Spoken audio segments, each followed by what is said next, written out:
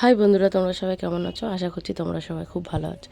তো আমিও খুব ভালো আছি, কিন্তু একটু ওয়েদার তো চেঞ্জ হচ্ছে, এর জন্য ঠান্ডা লেগে গেছে। তো গলার ভয়েস শুনে তোমরা নিশ্চয়ই বুঝতে পারছো কতটা শরীরটা খারাপ আমার। তো ননদের বাড়িতে কার্তিক ফেলেছিল, তো সেই উপলক্ষে ননদের বাড়িতে কার্তিক পুজো হচ্ছে।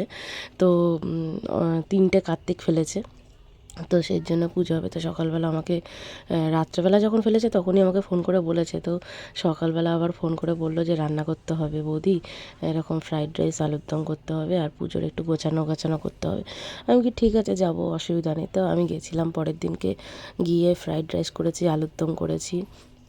করার পর তারপরে পুজোর একটুখানি গোছাগাছি করলাম। করার পর ঠাকুরের সামনেটা আলপনা দিলাম। দেওয়ার পরে এই যে সব তখন আমি একটুখানি ভিডিও করছিলাম। তো তখন ওকে বললাম যে তোরা একটুখানি গোছাগাছি কর, তারপরে আমি আবার করবো। তো এখানে এই যে কাকিমা, আমার ননদের শাশুড়ি, তো ওখানে খই পাকাচ্ছিল। দিয়ে তারপরে আমি আবার এখানে চলে এসেছি। কাকা শ্বশুর এখানে বসে রয়েছে, ওটা আমার কাকা শ্বশুর হয়।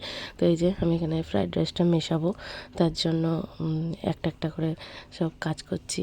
তো এদিক ওদিক সব ছড়ানো ছিল, তো একটুখানি খুঁজে খুঁজে কাজ করতে হচ্ছে।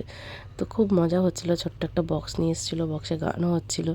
তো আমরা গান শুনতে শুনতে একটু কাজও করছিলাম, খুব মজা হচ্ছিলো। তো এই যে আমি এখানে ফ্রাইড রাইসটা মেশাচ্ছি। এখানে আছে গাজর, ক্যাপসিকাম, বিনস, কিশমিশ, কাজু। তারপরে যে সন্ধ্যাবেলায় পুজো করতে চলে এসেছে ব্রাহ্মণ মশাই, আর এই যে আমার সব ননদরা চলে এসছে। এই যে এখানে আমার যা টাটা করছে আমায়, তো আমাকে ডাকছিল। তারপরে এই যে আমার কাকা শ্বশুর পুজো হচ্ছে, এই যে এখানে পুজো হচ্ছে। এই যে তো টাকারি এই যে টাকা ওখানে বসে রয়েছে। বসবে এখানে।